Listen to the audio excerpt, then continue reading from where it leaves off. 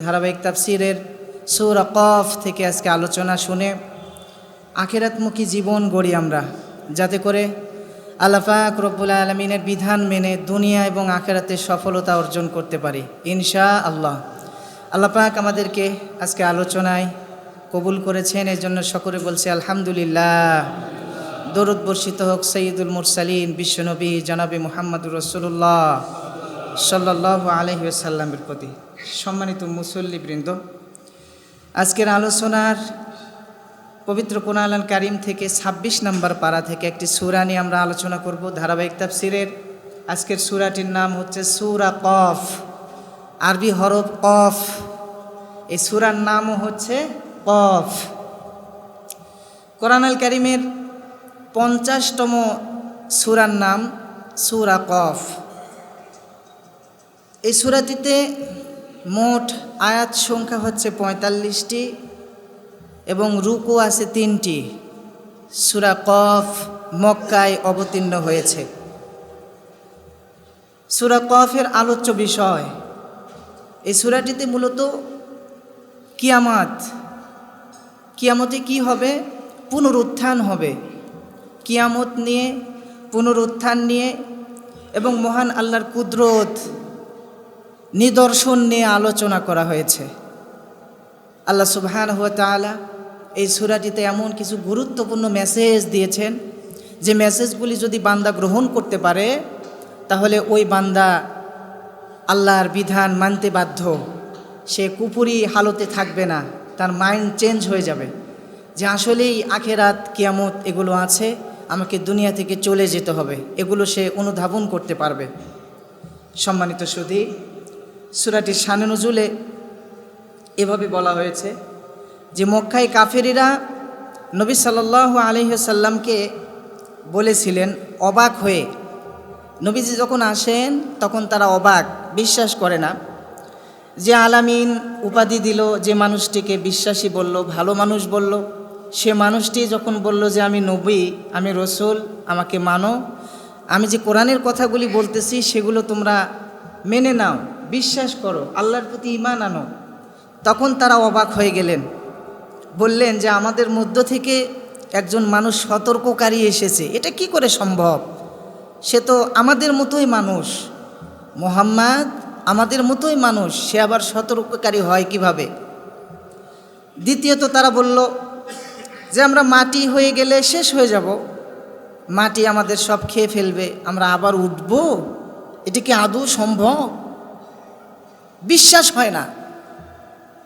এরপরে তৃতীয়ত তারা বললেন যে কিয়ামত, পুনরুত্থান, এটা অস্বীকার করে বসলেন, না এটা সম্ভব নয়, আবার কিয়ামত হবে, পুনরুত্থান ঘটবে, এটা সম্ভব নয়, অস্বীকার করে বসলেন। আল্লাহ সুবহানাহু ওয়া তাআলা এই সূরা কফ নাজিল করে দিলেন, তাদের সন্দেহের জবাব দিলেন। আকাশ, পৃথিবী, পাহাড়, পানি, উদ্ভিদের নিদর্শন দেখিয়ে প্রমাণ করে দিলেন যে পুনরুত্থান আসলেই সম্ভব। সম্মানিত সুধী, আল্লাহ সুবহানাহু ওয়া তাআলা সূরাতুল কফের ১ নম্বর আয়াতে এভাবে বলছে, আল্লাহ রাব্বুল আলামিন বলেন কফ ওয়াল কুরআনিল মাজিদ। কফ এর অর্থ আল্লাহ ভালো জানেন, হুরুফে মুকাত্তাআত এর অর্থ আল্লাহ ভালো জানেন। ওয়াল কুরআনিল মাজিদ, মহিমান্বিত কোরআনের কসম। আল্লাহ সুবহানাহু ওয়া তাআলা এই কোরআনের কসম করে বললেন, কেন? যেন বান্দারা এটা বিশ্বাস করে। আল্লাহ কোরআনের কসম করে বলছে যে তোমরা এটা মেনে নাও, এটাই বাস্তব, যাহা কিছু ওই কোরআনে বলা হচ্ছে সব কিছু সত্য, মিথ্যা মনে করার কোনো সুযোগ নাই। কেন আল্লাহ তাআলা কোরআনের কসম করলেন? এখানে মাজিদ শব্দটি আরবিতে উচ্চ মর্যাদার একটি শব্দ। মাজিদ উচ্চ মর্যাদা, মাজিদ মানে হচ্ছে উচ্চ মর্যাদা সম্পন্ন, সম্মান এবং উদারতার অর্থে এই মাজিদ শব্দটি ব্যবহার হয়। কোরআনকে মহিমান্বিত বলার কারণ এটি ভাষাগত অলৌকিকতা, জ্ঞান, হিকমতের দিক এই কোরআনুল কারীম থেকে আমরা পাই। গুরুত্বপূর্ণ হিকমা এই কোরআন থেকে আমরা শিখি। আল্লাহ পাক সুবহানাহু ওয়া তাআলা এই মাজিদ দ্বারা কসম করে এর গুরুত্ব বুঝাইতে চেয়েছেন। কোনো যুগে কেউ এই কোরআনের মতো গ্রন্থ কখনো রচনা করতে পারে নাই, কেউ পারে নাই যাবৎ পর্যন্ত। কিয়ামত পর্যন্ত এই কোরআনের মতো কিতাব আর কেউ কোনো দিন বানাইতে পারবে না। এ যাবতও পারে নাই, কোনো দিন বানানো সম্ভব হবে না। মক্কার কাফিরে নবী সাল্লাল্লাহু আলাইহি সাল্লাম এবং কোরআনকে অস্বীকার করত। আল্লাহ কোরআনের কসম করে তাদের দেখিয়ে দিলেন যে এটা সত্য কিতাব এবং অলৌকিক, এর মতো আর কোনো কিতাব হতে পারে না। সম্মানিত সুধী, আল্লাহ সুবহানাহু ওয়া তাআলা এই 1 নম্বর আয়াতের পরিপ্রেক্ষিতে সূরা ওয়াকিয়ার 77 নম্বর আয়াতে এভাবে বলছে। আল্লাহ রাব্বুল আলামিন বলেন, ইন্নাহু লাকুরআনুন কারীম, এটি এমন একটি মহিমান্বিত কোরআন, সুতরাং এই কোরআন কোনো দিন কখনো মিথ্যা হতে পারে না। সুবহানাল্লাহ, এই কোরআন মিথ্যা হতে পারে না, সত্য কিতাব। এই কোরআনের মধ্যে কোনো সন্দেহ নাই। তাই তো রব্বুল আলামিন শুরুতেই বললেন, যালিকাল কিতাবু লা রাইবা ফীহি হুদাল লিল মুত্তাকিন, এমন একটি কিতাব তোমাদের জন্য নাজিল করে দিলাম। এই কিতাব হলো লা রাইবা ফী, যার মধ্যে ন্যূনতম কোনো সন্দেহ নাই। এটা হলো মুত্তাকিদের জন্য হেদায়েত। জোরে কোন সুবহানাল্লাহ। আর এই কোরআন যারা শোনাবে, যারা বুঝাবে, যারা শিখাবে, তাদের মর্যাদাকে আমি আল্লাহ এত বেশি বৃদ্ধি করে দিলাম। তাদের মর্যাদা এত বেশি, এত বেশি। হাদিস শরীফে এসেছে, নবী সাল্লাল্লাহু আলাইহি ওয়াসাল্লাম এভাবে বলছেন, খায়রুকুম মান তাআল্লামাল কুরআন ওয়া আল্লামা, ওই ব্যক্তির চাইতে শ্রেষ্ঠ ব্যক্তি আর কে হতে পারে যে নিজে কোরআন শিখে এবং অন্যদেরকে কোরআন শিক্ষা দেয়। সুবহানাল্লাহ। রাসূলুল্লাহ নিজে শিখেছেন, শিক্ষা দিয়েছেন, উত্তম হয়ে গেছেন। কিয়ামত পর্যন্ত যারা এই কোরআন শিখবে, শিক্ষা দিবে, বুঝবে, বুঝাবে, তাদেরকে আল্লাহ সুবহানাহু ওয়া তাআলা উত্তম হিসেবে ঘোষণা করে দিয়েছেন। এই জন্য এই কোরআন হচ্ছে শ্রেষ্ঠ, সেরা। এই কোরআনের কাছে যারাই আসবে আল্লাহ তাদেরকেও শ্রেষ্ঠ বানাবে, সেরা বানাবে, সম্মানিত করে দেবে। এই জন্য কোরআন শিখলে লস নাই, কোরআন শিখলে লস নাই। কোরআন শিখলে কেউ ঠকে না, আল্লাহ তাদেরকে সম্মানিত বানায়া দেয়। সম্মানিত সুদী, এই আয়াতের ব্যাপারে তাফসিরে কুরতুবী রহমাতুল্লাহি আলাইহি বলেছেন, জুমার খুতবায় কুরতুবী রহমাতুল্লাহি আলাইহি এই আয়াতের ব্যাখ্যায় বলেছেন, আল্লাহ রাব্বুল আলামিন কোরআনের মর্যাদা এমনভাবে তুলে ধরেছেন যা মানুষের জন্য হেদায়েত এবং রহমত। জোরে কোন সুবহানাল্লাহ। এই কোরআন হচ্ছে আমাদের জন্য হেদায়েত এবং রহমত। হযরত ওমর রাদিয়াল্লাহু তাআলা আনহু জুমার খুতবায় সূরা কাফ পাঠ করতেন, যাতে মানুষ কোরআনের মর্যাদা এবং কোরআনের ভয় স্মরণ করে। জুমার তিলাওয়াতেও সূরা কাফ তিলাওয়াত করতেন জুমার দিনে। আর আরবি ভাষাভাষী হওয়ার কারণে তারা প্রত্যেকটি আয়াতের অর্থ উপলব্ধি করতে পারতেন। কিয়ামত, পুনরুত্থান সব কিছু বুঝতেন। আখিরাতের সব কিছু এই আয়াতের, এই সূরার মধ্যে দেওয়ার কারণে তারা উপলব্ধি করতে পারতেন। সম্মানিত সুধী, এজন্য কোরআন হচ্ছে আল্লাহ পাকের পক্ষ থেকে সর্বশ্রেষ্ঠ নিদর্শন। এর মাধ্যম দিয়ে মানুষ সঠিক পথের দিশা পায়। হাদা বায়ানুল লিন্নাসি ওয়া হুদাও ওয়া মাউইযাতুল লিল মুত্তাকিন।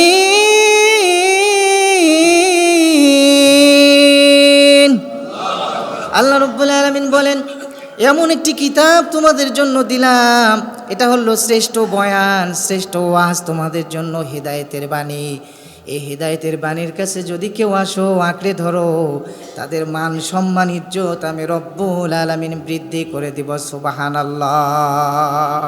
যারা মুত্তাকি হয়ে যাবে, তারা ভালো মানুষ হয়ে যাবে, সোনার মানুষ হয়ে যাবে। অন্যায় তাদের কাছ থেকে বিদায় নেবে।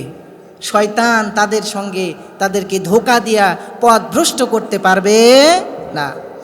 আল্লাহ রাব্বুল আলামিন পরের আয়াতে এভাবে বলছেন, বাল আজিবু أن جاءهم منذر منهم فقال الكافرون هذا شيء عجيب بل عجبوا তারা আজীব হয়ে গেল, অবাক হয়ে গেল।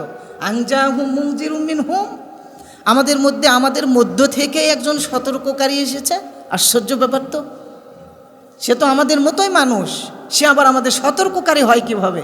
তাই তারা বলছে ফাকাল আল কাফিরুনা হাদা শাইউন আজীব, আমাদের মধ্যে থেকেই সতর্ককারী, এটা কিভাবে সম্ভব? এটা তারা মানতে পারছে না। আল্লাহ পাক এই কথা এখানে বলছে, কাফেররা বলছে সতর্ককারী আমাদের মধ্যে থেকে হবে কেমনে সম্ভব? সে যদি আলাদা ধরনের মানুষ হতো, অন্য কোথাও থেকে আসতো, তাহলে সম্ভব হতো। বিশ্বাস করতে পারছে না। রব্বুল আলামিন সূরা নাহলের 43 নম্বর আয়াতে এই ব্যাপারে বলছেন, ওয়ামা আরসালনা মিন ক্বাবলিকা ইল্লা রিজালান নূহি ইলাইহিম। আল্লাহ বলেন, শুধু আমি মুহাম্মদকে পাঠিয়েছি তা নয়, আমি তোমার আগেও অন্যান্য নবীদেরকে পাঠিয়েছি, তাদেরকেও কিন্তু পুরুষদের মধ্য থেকেই নবী করে পাঠিয়েছি। সুবহানাল্লাহ। তাদেরকেও আমি ওহী পাঠাতাম, তাদেরকেও আমি এভাবে নবী বানিয়েছি। মুহাম্মদ শুধু তোমাকে নয়, তোমার মতো আগেও আমি নবী বানিয়েছি। কিন্তু ঘটনা হলো তারাও এভাবে অস্বীকার করত। যারা মানত না তারা কি করত? অস্বীকার করত। আল্লাহ পাক এই কথায় নবীজিকে বলছেন। হাদিস শরীফে এসেছে, আল্লাহ নবী বলেছেন, ইন্নামা আনা বাশার মিসলুকুম ইউহা ইলাইয়া। নবীজি বলেছেন, আমি তোমাদের মতোই মানুষ, তবে আমার আর তোমাদের মধ্যে পার্থক্য হলো আমার কাছে ওহী আসে, তোমাদের কাছে ওহী আসে না। সুবহানাল্লাহ বিহামদি। নবীজির কাছে ওহী আসে, আর সাধারণ মানুষের কাছে কোনো ওহী আসে না। আল্লাহ পাকের পক্ষ থেকে ওহী এসেছে, কিন্তু কাফেররা সেটাকেও মিথ্যা মনে করেছে, মানতে চাই নাই। যারা কপাল পোড়া তারা কোরআনকে মিথ্যা মনে করবে, তারা কোরআনকে অমান্য করবে, আর কোরআনকে অমান্য করা মানে তার ঈমান থাকবে না। তাফসিরে জালালাইনে আয়াতের ব্যাখ্যা এসেছে, কাফেররা নবীকে অদ্ভুত মনে করেছিল, অথচ আল্লাহর নিয়ম এটাই যে নবী মানুষদের মধ্য থেকে আসে, নবী মানুষদের মধ্য থেকেই আসে। আল্লাহর সিস্টেম এটা, এভাবেই করে দিয়েছে। যুগে যুগে বিভিন্ন কওমের মধ্যে আল্লাহ পাক নবী পাঠিয়েছে, ওই কওম থেকেই। কেন? যে তাদের ভাষা, তাদের আচার আচরণ, তাদের বিহেভিয়র যেন নবী বোঝে, এবং নবী যা বলতে চাচ্ছে তারাও যেন সেটা সহজে বোঝে। এজন্য আল্লাহ পাক রব্বুল আলামিন তাদের মধ্য থেকেই নবী পাঠিয়েছে। হযরত আবু বকর রাদিয়াল্লাহু তাআলা আনহু তিনি বলতেন, নবী মানুষের মধ্যে আসা এটা হচ্ছে আল্লাহর রহমত, যাতে করে তারা সহজে বুঝতে পারে, উপলব্ধি করতে পারে। এজন্য আল্লাহ পাক মানুষের মধ্যে থেকেই নবী রাসূল পাঠিয়েছে। নবী মানুষের মধ্যে থেকেই প্রেরিত হন, যাতে তারা মানুষের ভাষায় শিক্ষা দিতে পারে। আলাদা ভাষা, আলাদা ব্যবহার হলে, আলাদা রকমের যদি কৃষ্টি কালচার হতো, তাহলে মানুষের জন্য নবীর কথা বোঝা, ব্যবহার বোঝা কঠিন হয়ে যেত। এজন্য আল্লাহ পাক তাদের মধ্য থেকেই নবী রাসূল পাঠিয়েছে। আল্লাহ রব্বুল আলামিন পরের আয়াতে এইভাবে বলছেন, আইদা মিতনা ওয়া কুন্না তুরাবান যালিকা রাজউম বাঈদ। তারা কি বলে দেখেন, আইদা মিতনা, আমরা মারা যাব, ওয়া কুন্না তুরাবা, এবং শুধু মারা যাব তা না, মারা যাওয়ার পরে মাটি হয়ে যাব। এরপরে যালিকা রাজউম বাঈদ, মারা গেলাম, মাটি হয়ে গেলাম, মাটি হওয়ার পথে রাজউম বাঈদ, কিভাবে আবার ফিরে আসব? এটি তো অসম্ভব প্রত্যাবর্তন, এ ফিরে আসা কি করে সম্ভব হবে? তারা কুফরি করে, মিথ্যা মনে করে যে মাটি হয়ে যাব, মরে যাব, সব কিছু শেষ হয়ে যাবে, আবার কি করে আমরা ফিরে আসব? মানতে পারে না, বিশ্বাস করতে পারে না। আল্লাহ পাক এই কথা এখানে বললেন যে এটা কি করে সম্ভব। হযরত ইব্রাহিম আলাইহিস সালাতু ওয়াস সালাম আল্লাহর কাছে বললেন, ও আল্লাহ, কিভাবে তুমি পুনরুত্থান ঘটাবা আমি একটু দেখতে চাই। আল্লাহ বলেন, ও ইব্রাহিম, তুমি কি অবিশ্বাস করছো নাকি? কয় না না, অবিশ্বাস করছি না। আল্লাহ, আমি একটু দেখতে চাচ্ছি তোমার কারিশমা কি করে এটা হবে। আমি দেখলে আমার বিশ্বাস আরও বেড়ে যাবে যা আছে। আল্লাহ, আমি জানি তুমি এটা পারবা, তুমি একটু তোমার কুদরত আমাকে দেখাও। আল্লাহ রব্বুল আলামিন হযরত ইব্রাহিম আলাইহিস সালাতু ওয়াস সালামকে বললেন, ইব্রাহিম, 4টা পাখি নাও। পাখি 4টা পাখি ধরলেন। কি ধরার পরে ইব্রাহিম আলাইহিস সালাতু ওয়াস সালাম 4 পাখিকে জবেহ করলেন আল্লাহর হুকুমে। জবেহ করার পরে গোস্তগুলি আলাদা করে ফেললেন, সব কিছু ছোট ছোট টুকরা টুকরা করে কাটলেন। কাটার পরে বড় পর্বতে গেলেন, বিভিন্ন জায়গা ছিটিয়ে দিলেন। ছিটিয়ে দেওয়ার পরে নিচে আসলেন। আল্লাহর হুকুমে তখন ইব্রাহিম আলাইহিস সালাতু ওয়াস সালাম বললেন, সুম্মা দুউহুন্না ইয়াতিনাকা সাইয়া। আল্লাহু আকবার। পাহাড়ে গোস্তগুলি ছিটে ফেলে দিলেন। ফালায় দেওয়ার পরে ইব্রাহিম আলাইহিস সালাতু ওয়াস সালাম এসে আল্লাহর নামে যখন পাখিগুলিকে ডাক দিলেন, ছিন্ন বিচ্ছিন্ন হওয়া গোস্তগুলো একত্রিত হয়ে আবার জীবিত পাখি হয়ে ইব্রাহিমের কাছে উড়াল দিয়ে চলে আসলো। সুবহানাল্লাহ। আল্লাহ পাক ইব্রাহিম নবী আলাইহিস সালাতু ওয়াস সালামকে দেখিয়ে দিয়েছেন।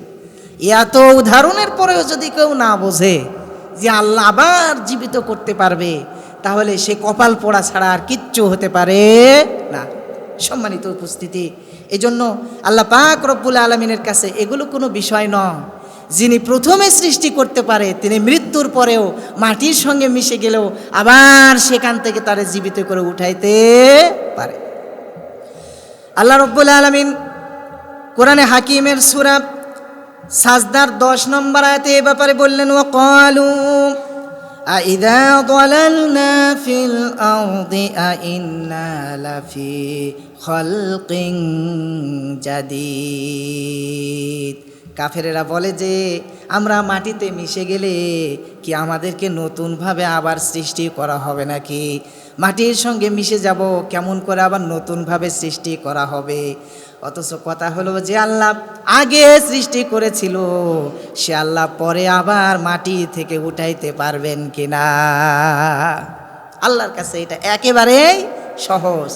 সম্মানিত সুধী, এজন্য হাদিস শরীফে এসেছে, আল্লাহ নবী বলেছেন যে ইউহশারুন নাসু ইয়াউমাল কিয়ামা হুফাতান উরাতান গুরালা। হুফাতান উরাতান গুরালা। নবীজি বলেছেন কিয়ামতের দিনে মানুষকে খালি পায়ে, কোনো জুতা থাকবে না, একেবারে খালি পা, উলঙ্গ অবস্থা, কোনো পোশাক থাকবে না, এবং অখতনা অবস্থায়, খতনা করা থাকবে না, মুসলমানি করা থাকবে না, এই অখতনা অবস্থায় কিয়ামতের দিনে আল্লাহ পাক উলঙ্গ এবং জুতা ছাড়া উঠাবেন, আল্লাহ নবী বলেছেন। তাহলে কি আর কোনো সন্দেহ আছে? কবর থেকে সবাই আমরা উঠব, কিয়ামতের ময়দানে যাওয়া লাগবে। সম্মানিত ভাইরা, কলিজার যুবক ভাইরা, এটাই বাস্তবতা। ফিরে আসা লাগবে, গুনাহ ছেড়ে দেওয়া লাগবে, অন্যায় ছেড়ে দেওয়া লাগবে। তাছাড়া এত গুনাহ নিয়া, জুলুম নিয়া, অত্যাচার নিয়া, জেনার গুনাহ নিয়া, এগুলো নিয়ে কি করে আল্লাহর সামনে কিয়ামতে দাঁড়ানো যাবে? সম্ভব হবে না। তওবা করে ফিরে আসতে হবে, সব গুনাহ ছেড়ে দিতে হবে। আল্লাহ যেন তৌফিক দান করেন, আমরা বলি আমিন। তাফসিরে তাফহিমুল কোরআনে মুফাসসির লিখেছেন, কাফিরা, যারা কাফির তারা পুনরুত্থানকে অসম্ভব মনে করত, অথচ আল্লাহর কাছে এটি কিন্তু একেবারে সহজ, অসম্ভব কিচ্ছু নয়। যারা কুফরি করেছে, যারা কাফির, তারা পুনরুত্থানকে অসম্ভব মনে করেছে, আল্লাহর কাছে এটা একেবারেই সহজ কাজ। হযরত ওমর রাদিয়াল্লাহু তাআলা আনহু এই আয়াতটি শুনে শুনে এত বেশি কান্না করতেন, এত বেশি কান্না করতেন, জিজ্ঞাসা করা হলে তিনি বলতেন, হায় রে অসহায় হতভাগা মানুষগুলি, যাদেরকে তাদের রব সৃষ্টি করলো, ওই রবের সৃষ্টিকে, রবের ক্ষমতাকে কিভাবে তারা অস্বীকার করে। হযরত ওমর কান্না করতেন আর বলতেন, যে রব তাদের বানাইলো, সে রবরে কি করে অস্বীকার করে? সে রবের শক্তি কি করে তারা অবিশ্বাস করে? প্রথমবারে যে রব বানাইলো সেই রব আবার বানাইতে পারবে না, আবার তুলতে পারবে না? এই হতবারা কি করে অবিশ্বাস করে? আল্লাহ রাব্বুল আলামিন বললেন, قد علمنا ما تنقص الأرض منهم وعندنا كتاب حفيظ। আল্লাহু আকবার। قد علمنا, আমি জানি মাটি তাদের থেকে কি নেয়। আল্লাহ পাক বলতিছে, আমার কাছে সংরক্ষিত একটি কিতাব আছে যাতে সব কিছু লিপিবদ্ধ করা আছে, সব কিছু বর্ণনা করা আছে। অর্থাৎ দেহের ক্ষয়, হাড়ের ভাঙ্গন, মাংসের গলন, এগুলি যে হবে আল্লাহ পাক কিন্তু জানেন। দেহের ক্ষয় হবে, হাড়ের ভাঙ্গন হবে, মাংসের গলন হবে, সব কিছু আল্লাহর জ্ঞানের অন্তর্ভুক্ত, আল্লাহর জ্ঞানের বাইরে কিচ্ছু নয়। ওয়াইনদানা কিতাবুন হাফিজ, আল্লাহ বলছেন আমার কাছে একটি সংরক্ষিত কিতাব আছে, এই সংরক্ষিত কিতাবের মধ্যে আমি বর্ণনা করেছি। সুবহানাল্লাহ। মানুষের, প্রতিটি মানুষের যে অবস্থা, দেহের ক্ষয়, আমল, জীবন, মৃত্যু, সব কিছু লিপিবদ্ধ করা আছে তাকদীরের মধ্যে। এটা আল্লাহ জানেন, আমরা আমাদের তাকদীর জানি না। আর কোরআনে হাকিমের মধ্যে দিয়ে আমাদেরকে মেসেজ দিয়ে আল্লাহ জানায় দিচ্ছে, বান্দা সতর্ক হয়ে যাও, তোমার উল্টাপাল্টা চলার কোনো সুযোগ নাই। আল্লাহ রাব্বুল আলামিন সূরা আনআমের 59 নম্বর আয়াতে এ ব্যাপারে বলছেন, ওয়া ইনদাহু মাফাতিহুল গায়বি লা ইয়ালামুহা ইল্লাহু, অদৃশ্যের চাবি হলো আল্লাহ রাব্বুল আলামিনের কাছেই আছে। তিনি ছাড়া আর কেউ গায়েব জানেন না, তিনি ছাড়া আর কেউ এটা বুঝতে পারেন না। অথচ আমার দেশের কিছু খাজা বাবা, কিছু ভণ্ড বাবা বলে আমি গায়েব জানি, আমি সব কিছু বুঝতে পারি। এগুলো সম্পূর্ণ ধোঁকাবাজি। ধোঁকাবাজি ছাড়া কিচ্ছু নয়। গায়েব সাধারণ কোনো মানুষ জানতে পারে না। গায়েব কি? অদৃশ্য, যেটা দেখা যায় না, আল্লাহ পাক জানেন। অদৃশ্যের জ্ঞান শুধু আল্লাহর কাছে আছে। ভবিষ্যৎ, অতীতের গোপন বিষয়, মানুষের অন্তরের কথা, মৃত্যুর সময়, রিজিক কাকে কতটুকু দিবে, কতটুকু নির্ধারণ করা আছে, কতটুকু পাবে, এগুলো আল্লাহ ছাড়া আর কেউ জানেন না। ফেরেশতা, নবী বা কোনো মানুষও অদৃশ্যের পূর্ণ জ্ঞান কখনো রাখতে পারে না। একমাত্র এই জ্ঞান হলো আল্লাহর কাছে। এই জন্য এই আয়াতে আলোচিত মাফাতিহুল গায়ব অর্থ হচ্ছে অদৃশ্যের চাবি। অদৃশ্যের চাবি বলতে সেই সমস্ত বিষয় যা মানুষের দৃষ্টির বাইরে, যেগুলো মানুষ দেখতে পারে না, সেগুলো বিষয়ের কথা বলা হয়েছে।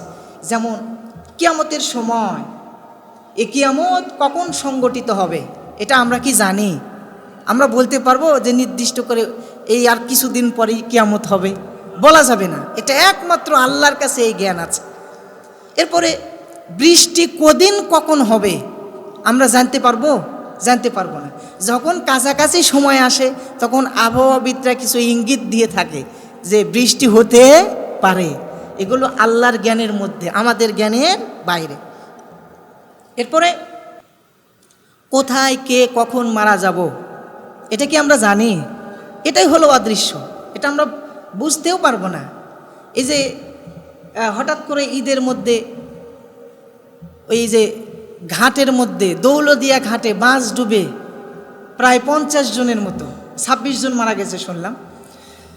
তো যারা ওখানে ডুবে মারা গেল তারা কি জানতো যে ওখানে গেলে বাস এভাবে ডুবে যাবে, ডুবে যায় মারা যাবে? তারা কি জানতো? জানতো না। এই মৃত্যুর খবর আমরা জানি না। সেখান থেকে বেঁচে ফিরে এক ভাই বর্ণনা করতেছে কিভাবে বেঁচে ফিরল। বাসের নিচে তলিয়ে গেছে, তার উপর প্রায় 10-15টা লাশ গিয়ে পড়ছে, উনার উপর আবার 10-15 জন গিয়ে চাপাই পড়ে গেছে। কোনো রকম কেটে সে খেয়াল করছে, সে ধরেই নিয়েছে আর ফেরা সম্ভব নয়। তারপর উপরের দিকে দেখছে যে নিচ থেকে পানি উপরের দিকে যাচ্ছে, ওইটা ফলো করে সে উপরের দিকে যাওয়া শুরু করছে। সে বলছে হঠাৎ যাইতে যাইতে আমি কখন কিভাবে ওই বাস থেকে বেরোলাম আমি আর বলতে পারি না, উপরে চলে আসছি, আল্লাহ আমাকে কুদরতিভাবে বাঁচায় দিয়েছে। সুবহানাল্লাহ। সে কল্পনাও করতে পারে নাই। তো যারা দুনিয়া থেকে চলে গেল তারা কি ভাবছিল যে চলে যাবে? এটাই বাস্তবতা, এটাই বাস্তবতা। হঠাৎ মৃত্যুর ডাক আসবে, আমরা কেউ জানি না, কেউ জানি না। এই জন্য যে আখিরাতের বিষয়, গায়েবের বিষয়, এটা মহান আল্লাহ পাক জানে, আমরা কেউ জানি না। কে কতটুকু রিজিক পাবো আমরা কেউ জানি না, আল্লাহ পাক রব্বুল আলামিন জানে। এ ব্যাপারে হাদিস শরীফে এসেছে, আল্লাহ নবী বলেছেন, ইন্নাল্লাহা ইয়ালামু মা তাকুলুল আরদু মিন আজসাদিকুম। নবীজি বলেছেন, আল্লাহ জানেন মাটি তোমাদের দেহ থেকে কি নেয়, সুতরাং সব কিছু রব্বুল আলামিন জানেন। আল্লাহর নজরের বাইরে, আল্লাহর গায়েবের বাইরে যাওয়ার মতো কোনো কিচ্ছু নাই। হযরত আবু হুরায়রা রাদিয়াল্লাহু তাআলা আনহু বলতেন, এই আয়াত প্রমাণ করে আল্লাহর জ্ঞান সর্বত্র বিস্তৃত, আল্লাহর জ্ঞানের বাইরে আর কোনো কিছু থাকতে পারে না। ইন্নাল্লাহা আলিমুন খবীর।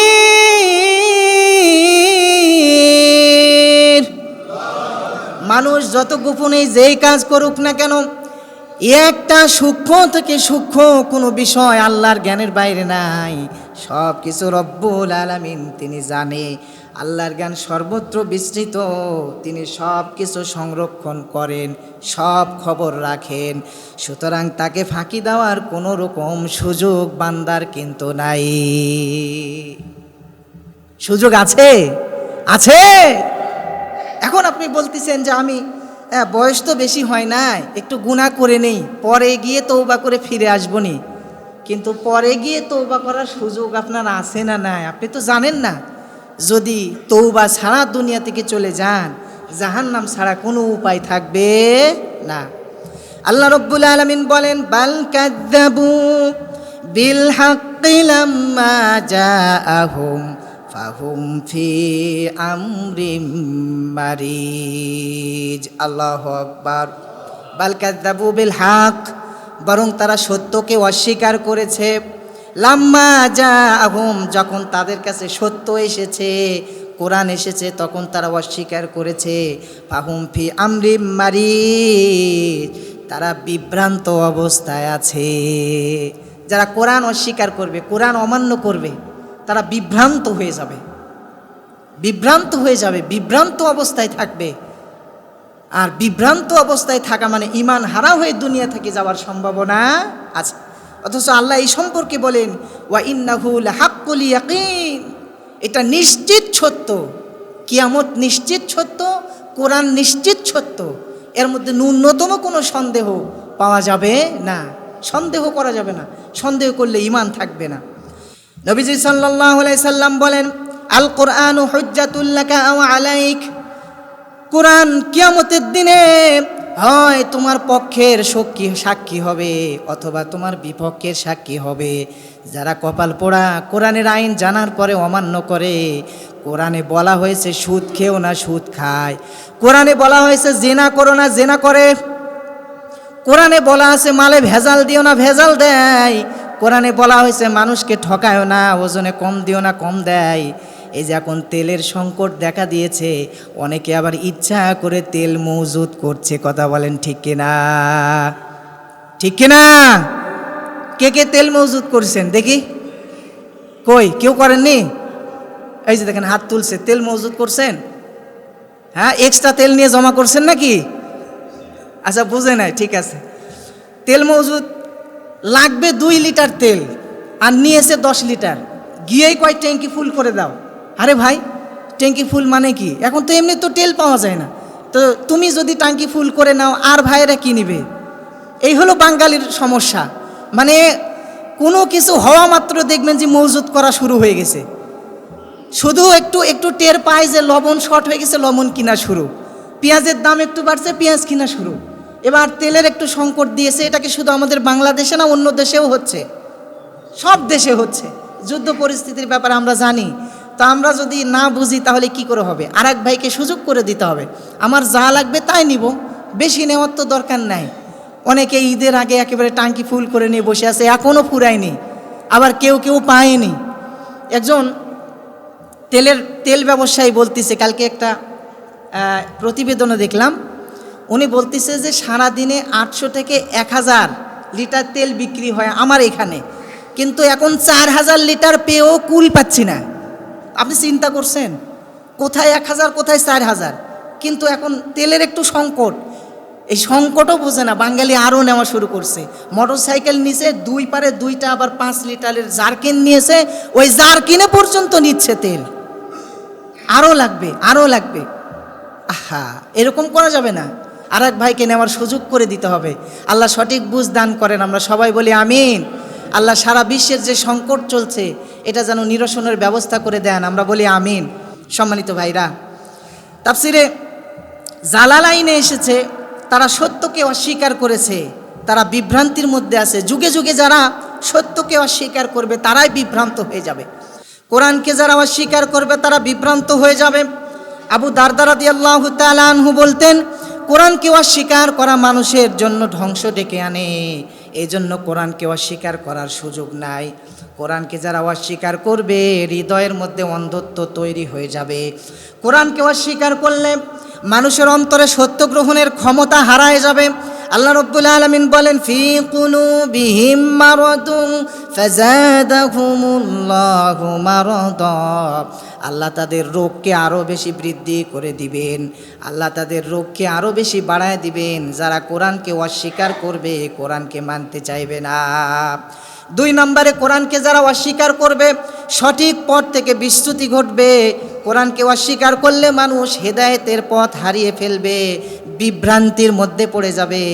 তাই তো বলা হয়েছে ফাহুম ফি আমরিম মারিজ, তারা বিভ্রান্ত অবস্থায় আছে। শয়তানের অনুসরণ করবে। কোরআনকে অস্বীকার করা মানে শয়তানের অনুসরণ শুরু হবে। আল্লাহর হুকুমের বাইরে যাওয়া মানে শয়তানের আয়ত্তের মধ্যে চলে যাওয়া। সম্মানিত ভাইরা, এজন্য কোরআনকে অস্বীকার করলে শয়তানের পথ অনুসরণ করা হয়ে যায়। আল্লাহ বলছেন, ওমা ইয়াশু আন যিকরির রহমান নুকাইয়িদু লাহু শাইতানান ফাহুয়া লাহু করিন। যে রহমানের স্মরণ থেকে দূরে চলে যাবে, আল্লাহ বলছে তার জন্য একটা শয়তান আমি নিয়োগ করে দিই। নাউজুবিল্লাহ কোন। আল্লাহ বলছে তার জন্য আমার পক্ষ থেকে একটা শয়তান নিয়োগ করা হয় আমার হুকুমের বাইরে গেলে। আপনি ভাবতে পারছেন আপনার জন্য মিস্টার ইবলিশকে আল্লাহ নিয়োগ করে দিবে, সে তার সঙ্গী হয়ে যায় শয়তান। এবং শয়তান যখন সঙ্গী হয় তখন কি ঘটে আপনি বুঝতে পারতেছেন কি ঘটে? আহা, বিভিন্ন মাজারগুলোতে দেখবেন গাঁজায় টান মানে আবার বলে ইমান ঠিক আছে। শয়তানের কারবার এগুলো। আমি নিজে চোখে দেখেছি, 2 জনে মাথায় মাথায় লাগিয়ে দিয়ে ডলে, এই যে হাতের মধ্যে ডলতিছে, আমি নিজে দেখা এই জন্য বলছি, ডলতিছে। তো ডলতে ডলতে কিছুক্ষণ পরে একজন টান মারছে, দেখি যে চোখ কেমন বড় হয়ে গেল মনে হচ্ছে। যা বাবা, কি অবস্থা, একটা ভাব আসছে, ভাব। মাজারগুলোতে দেখবেন গাঁজায় টান দেয়, গাঁজায় টান মারে, আবার বলে মদিনায় যাব কেমনে, বলেন নাউজুবিল্লাহ। গাঁজায় টান মারে আবার বলে মদিনায় যাব কেমনে। ওরে শয়তান, তুই মদিনায় যাবি? গাঁজায় টান মারে মদিনায় যাবে কেমনে? আবার দাড়িতে জট ধরে যায়, চুলের মধ্যে জট ধরে যায়। একজন কলকিতে টান মারে আর একজনরে দেয়, দিয়ে বলে মারো টান। ধরে কলকি মারে টান, গাঞ্জা বাবার আসে গান, মরিয়া গেলে ভবে কিছুই পাইবা না ইল বাবা। আর বাবা ওই মাজারের মধ্যে শুয়ে আছে। নাউজুবিল্লাহ কোন। এই যে শয়তান মিস্টার ইবলিশকে আল্লাহরে সঙ্গী বানায় দিয়েছে। শয়তান সঙ্গী হলে কি হয় এর বাস্তব প্রমাণ হলো এই ঘটনাগুলো। সম্মানিত সুধী, এজন্য আসুন, আল্লাহ পাকের বিধান অমান্য করা যাবে না, তাহলে শয়তানকে সঙ্গী বানায় দিবে, তখন জাহান্নাম ছাড়া কোনো উপায় থাকবে না। আজকের আলোচনার আয়াতগুলোর মাধ্যমে মানুষকে সতর্ক করা হয়েছে যে কোরআনের অস্বীকার করলে তারা দুনিয়ায় বিভ্রান্ত হবে এবং আখিরাতে ধ্বংসের মুখোমুখি হবে। আল্লাহ পাক যেন আজকের আলোচনা থেকে শিক্ষা নেওয়া তৌফিক দান করেন, আমরা সবাই বলি আমিন।